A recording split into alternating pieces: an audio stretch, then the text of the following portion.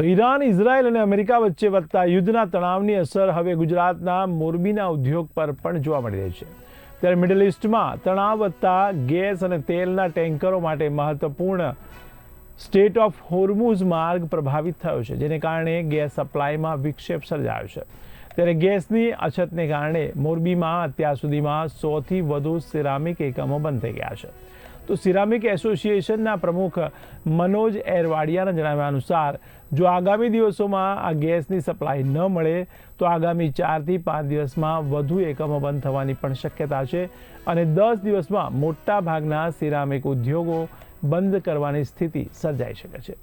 ઉદ્યોગપતિ કેજી કુંડારિયાએ જણાવ્યું છે કે ગેસ કટોકટી ચાલુ રહેશે તો મોરબીની લગભગ 800 સિરામિક ફેક્ટરીઓ બંધ થવાની ભીતિ સેવાઈ રહી છે, જેને કારણે લગભગ 10 લાખ લોકોની રોજગારી પર પણ અસર પડી શકે છે। ત્યારે આ સંકટની અસર પેપર મિલ ઉદ્યોગ પર પણ પડી શકે છે। ત્યારે કાચા માલના ઇમ્પોર્ટ અને એક્સપોર્ટ ઉપર પણ અસર થતાં પેપર મિલ ઉદ્યોગ પણ હવે મુશ્કેલીનો સામનો કરી રહ્યો છે। જો યુદ્ધ વધુ લાંબુ ચાલશે તો મોરબીના બંને ઉદ્યોગોને ભારે નુકસાન થવાની શક્યતા વ્યક્ત કરવામાં આવી રહી છે।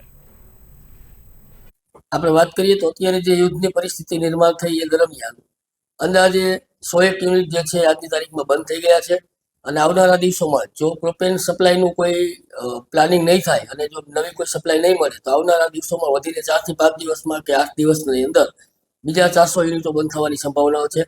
ગુજરાત ગેસમાં જે યુનિટો ચાલે છે એ ગુજરાત ગેસવાળાને પાસે 50% જે વાપરવા માટેની જે પરમિશન આપેલી છે એ મુજબ અમે અંદાજ લગાવી શકીએ કે 18 થી 20 તારીખ સુધીમાં ગુજરાત ગેસ યુઝર્સ જેટલા હતા એ પણ બંધ થવાની શક્યતાઓ દેખાઈ રહી છે।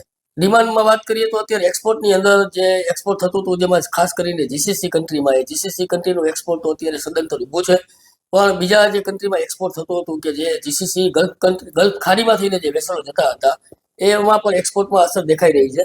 તો હાલ તો એવી કોઈ ડિમાન્ડ આપણે કહી શકીએ નહીં કે ડિમાન્ડ બહુ વધારે છે એવી ડિમાન્ડ, પણ જે ડિમાન્ડ હતી જે ઓર્ડર હતા એ પણ અત્યારે ઓર્ડર બધા સ્થગિત કરી દેવામાં આવ્યા છે અને જે માલ બનેલો છે એ પણ ક્યારે લોડિંગ થશે એનું હજી અમે કંઈ કશું કહી શકતા નથી।